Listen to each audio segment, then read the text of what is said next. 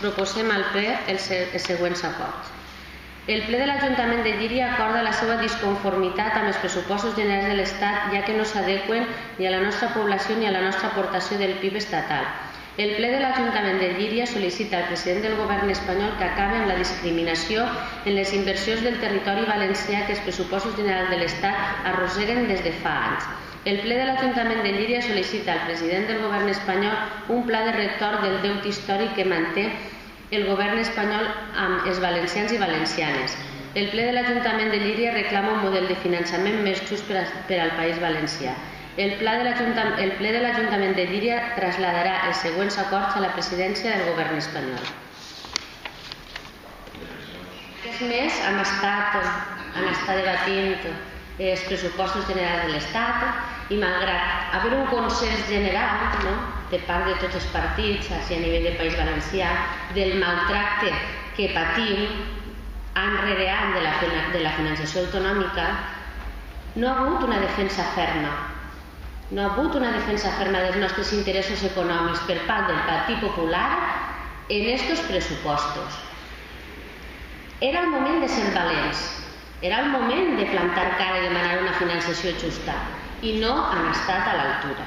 El Consell Valencià va néixer en un pecat original, l'anomenat dèficit de financiació.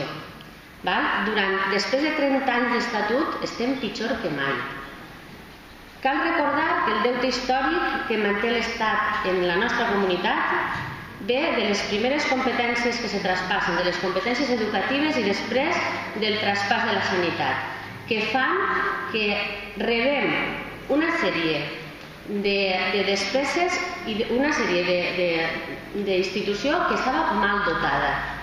Centres educatius, sanitaris i serveis socials que tenen un deute històric en el País Valencià de quasi 9 milions d'euros i que vostès any rere any han estat insistint que això era un dels grans problemes que teníem. I s'han encarregat de dir-ho i de repetir-ho. En l'actualitat, els valencians i valencianes som els ciutadans més pobres de la mitjana de l'Estat. I aquest és el problema que tenim ara. No només tenim un deute històric, sinó que ara més som els més pobres. Estem a la cua. Som el número 14 en financiació. No hi ha cap altra comunitat que arrastre una balança fiscal negativa i que estiga transferint recursos a la resta d'Espanya. Cap altra. Molt visuals són les dades que he donat. 620 euros un castellano-aragonès, 468 un gallec, 127 un valencià.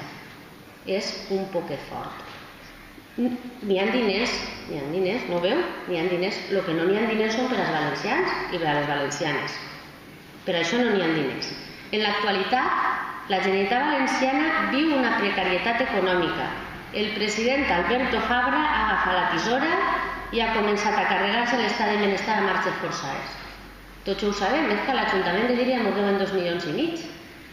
I subiendo. I què és el que ha passat? Què hem presenciat els valencians i valencianes? Els temes. La incapacitat del president Fabra, la incapacitat de presentar esmenes als pitjors pressupostos que s'han presentat per a la nostra comunitat, la incapacitat d'aconseguir diners per a pagar les nostres farmàcies, el deute de les nostres farmàcies. Han pagat des de Catalunya, en totes les farmàcies està el paperet ahí penjat. Los catalanes sí que han cobrat i nosaltres no. No hem sigut capaços ni de concedir-ho i deguem 3 voltes més a les farmàcies.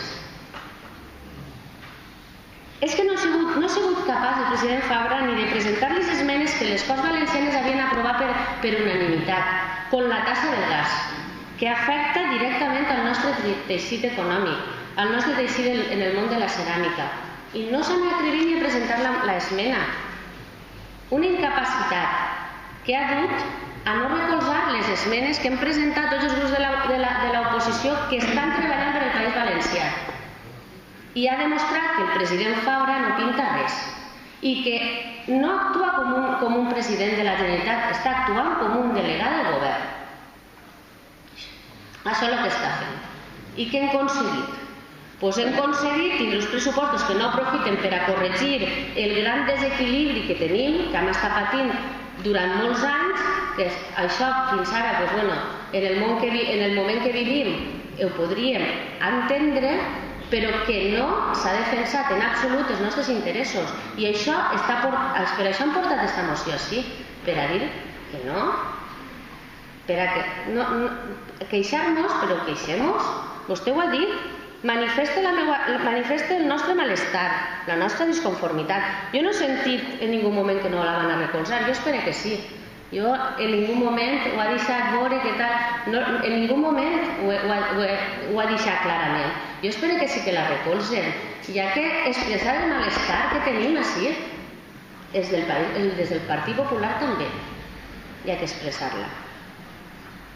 Bé, després de la insinuació de que el nostre grup no havia reclamat una financiació justa en altres legislatures, li vaig dir que no. Nosaltres des de Compromís sempre ho hem reclamat, sempre. Hem considerat que teníem una deficient financiació i sempre ha sigut una de les nostres reclamacions. Sempre, des de Compromís, s'ha reclamat això. I que ara estem en una mala situació? Clar que estem en una mala situació. Que falten diners? Sí, però hi ha que anar a buscar-los. Hi ha que anar a buscar-los, però no hi ha que anar a buscar-los com esteu fent, que sempre està pagant el pobre desgraciat. N'hi ha maneres d'aconseguir més ingressos. N'hi ha maneres acabant en el frau fiscal, n'hi ha maneres acabant en l'economia submergida, n'hi ha maneres establint un impost a les transferències financeres. Això se'n guanyen molts. Clar que sí. Ficant un impost a les rendes més altes. També s'ha parlat avui de l'energia elèctrica, no? Hem començat parlant de l'energia elèctrica. També se pot. Rebaixar els costos per a les empreses. Els costos fixos com? Així. Això seria una gran... fer a les nostres empreses competitives. No en una reforma laboral que el que paga és el pobre desgraciat, que és el que han fet. Anem a retallar costos fixos de les empreses. El primer que se nos ocorrís, al pobre desgraciat. No. N'hi ha una, i se pot fer, si volen, el preu del quilowatt. Això és importantíssim per a tot el teixit industrial. Feu-ho, feu-ho. Que no guanyen tants diners les empreses, les indústries elèctriques, no cal. Anem a fer més competitives les nostres empreses, clar que se pot. Clar que se pot, el que no estan és interessats en fer-ho. I és que resulta que el senyor Zapatero era el que pitjor tratava el finançament de la nostra comunitat. Doncs mira, ara ens han demostrat que no. Resulta que durant els anys de Zapatero és quan millor hem estat. Perquè resulta que des del 2002, 2008, 2009 i 2010 és quan més diners i quan menys diferències en financiació han tingut així al País Valencià. Va resultar que no tenien tanta raó. I en aquest context, quan més diners han entrat així, què és el que se dedicava a fer el Partit Popular? Doncs a fer grandes eventos, a fer construccions gegantines, a malbaratar els diners públics. Teníem una deficient financiació i vostès a clavar i edificar grans edificis, en vez de fer el que tenien que fer.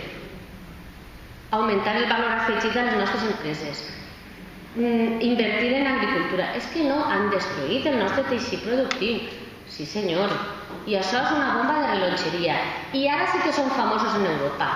No, en Europa i en tot el món mundial. Però no per el pobre Zapatero.